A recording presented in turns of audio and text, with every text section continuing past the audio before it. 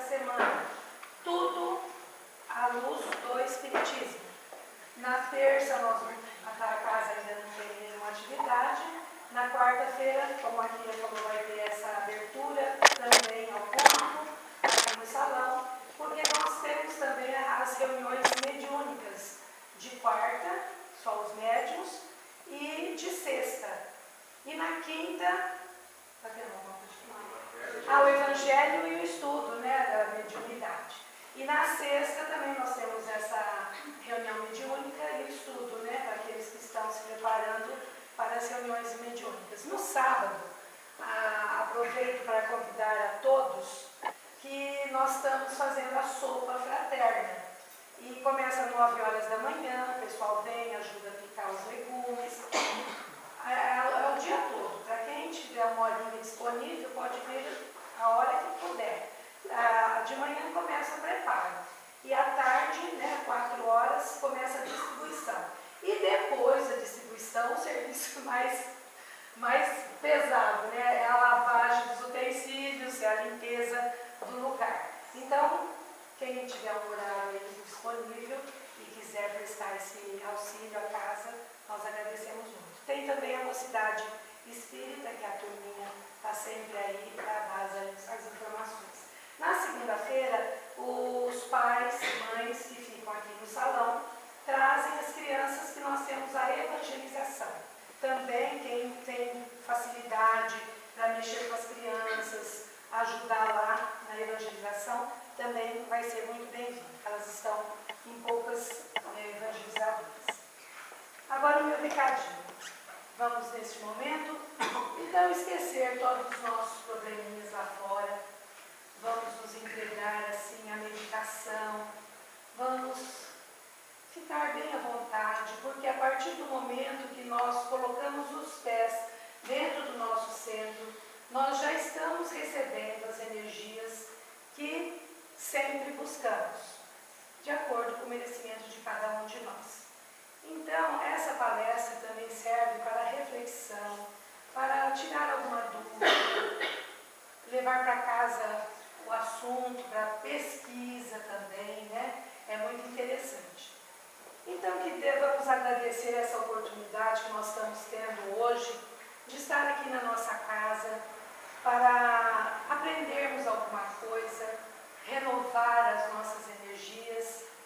E é um aprendizado e uma colaboração também para a nossa evolução, a evolução do nosso espírito, que é para isso que nós estamos aqui. Que esses ensinamentos que a doutrina nos dá não fiquem só nas palavras, nas palestras, nas leituras, mas que penetrem em nossos corações, penetrem em nossas mentes, para que nós possamos melhorar dia após dia. Fazer a nossa reforma íntima, ver aonde que nós estamos errando, buscar o acerto para vivermos melhor. O tema de hoje, que me foi proposto refletir juntamente com vocês, é sobre a pena de morte. É um assunto polêmico, que cada pessoa tem uma interpretação, tem uma opinião, bastante mutável, porque vai depender também da distância que nós nos encontramos do problema, mais ou menos nos envolve emocionalmente. Então vai depender de cada um tem a sua posição sobre esse assunto, e nem quem sou eu para estar aqui para dar alguma posição. Estou aqui para passar essa mensagem que eu pesquisei e à luz do Espiritismo para a gente levar para casa para refletir. Desde os primórdios da civilização, desde o homem aqui na Terra, quando surgiram as primeiras sociedades, o homem se sentiu na obrigação de viver em conjunto, uns com os outros, para ter mais condições de sobrevivência, de evolução. E quando ele precisou dividir o seu espaço, foi necessário para todos do grupo que instituíssem regras mínimas de convívio social.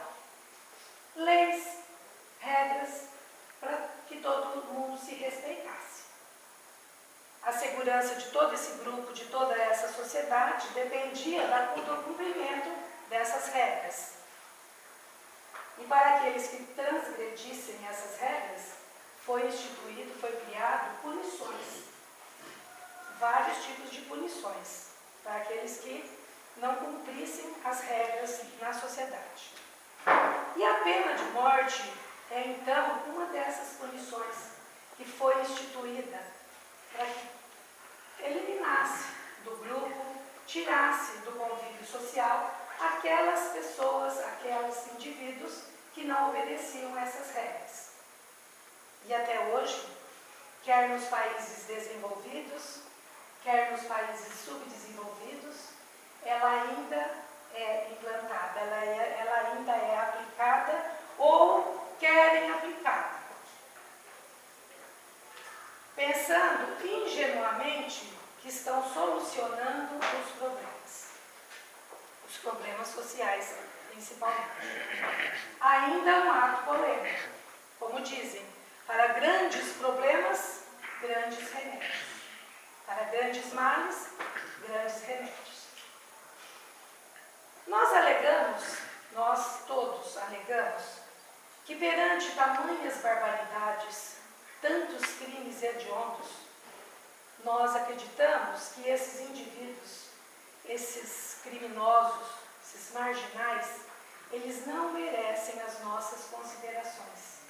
São irrecuperáveis. Muitas vezes pensamos assim. Mas será que existem mesmo os irrecuperáveis? Quem somos nós para julgar? Nós precisamos refletir muito sobre esse assunto, porque as condições em nosso país hoje estão extremamente distantes do que é justo, do que é certo, do que é moral. Estão longe, estão distantes. A atual crise do sistema carcerário, o alto custo da manutenção dos presos nas penitenciárias, tudo isso colabora para que nós convivemos com os marginais soltos aí à nossa volta. Por quê? Eles são julgados, condenados, pegam penas enormes, 20, 30, 40 anos, são colocados, nessas circunstâncias que acabei de falar, deficitárias. Eles têm uma boa conduta, eles são praticamente devolvidos em pouco tempo para a sociedade, muitas vezes piores, em condições muito piores do que quando eles entraram lá. Mas devido a essa circunstância, esse déficit de estrutura que nós não temos. Então eles são devolvidos para o nosso convívio muitas vezes piores do que eles entraram. Sem nenhum apoio, sem nenhuma educação, sem nenhuma reeducação, vamos dizer, E o Divaldo, o maior orador espírita do mundo, em uma de suas palestras que eu pesquisei sobre pena de morte, ele nos coloca o seguinte, que vem falar isso que eu acabei de dizer. A pena de morte é a vingança do Estado contra o delinquente. É a falência da missão educadora. E continua o Divaldo falando. Ainda que alguns governos instituam e legalizem a pena de morte, ela vai ser legal, mas continuará sendo imoral. E o Divaldo ainda continua falando que é inadmissível procurar motivos para legalizar o crime dele. Sendo o homem não sendo o autor da vida, ele não pode interrompê-la. E mais longe ele vai. Não matarás, que é um dos 10 mandamentos da lei de Deus, desde a época de Moisés. Jesus veio exemplificar e tornar-nos dizer: não matarás. Então, o Espiritismo, ele até é a favor da morte quando a grávida está correndo o risco de vida.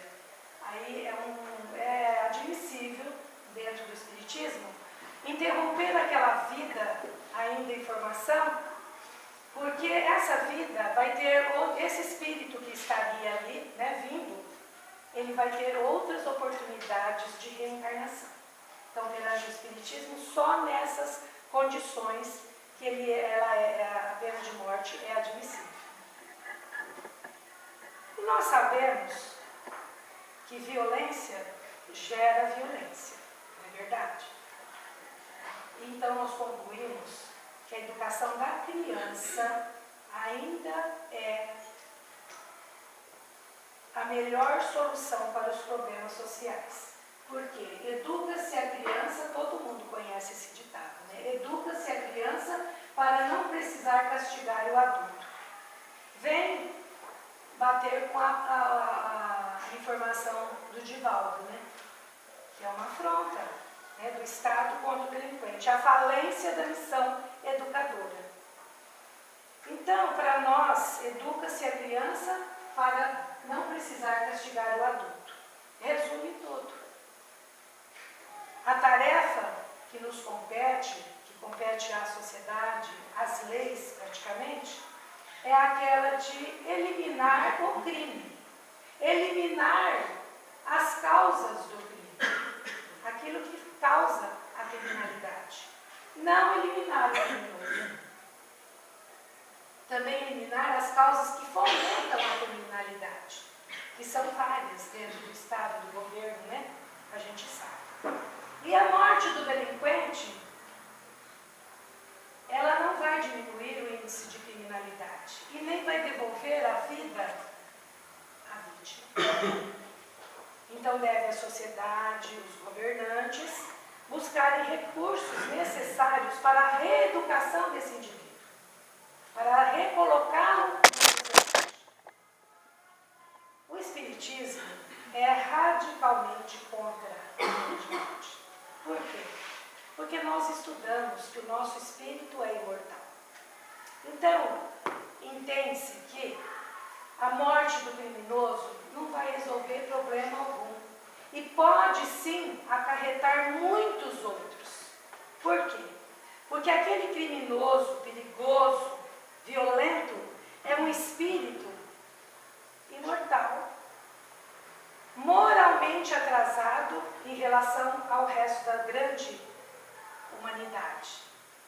E a morte a execução desse delinquente, o que vai acontecer?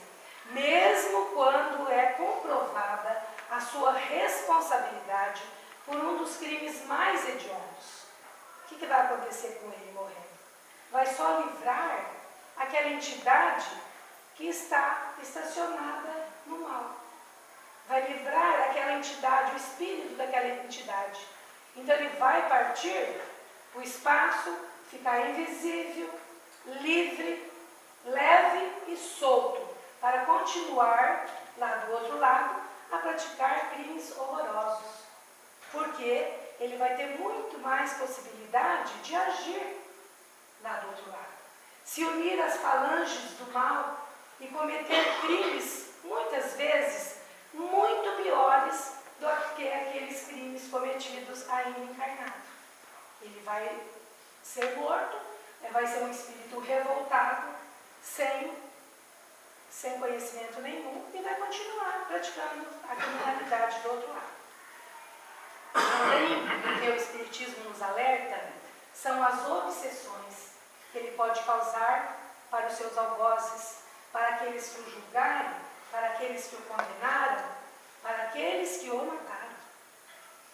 Quantos processos obsessivos nós temos conhecimento?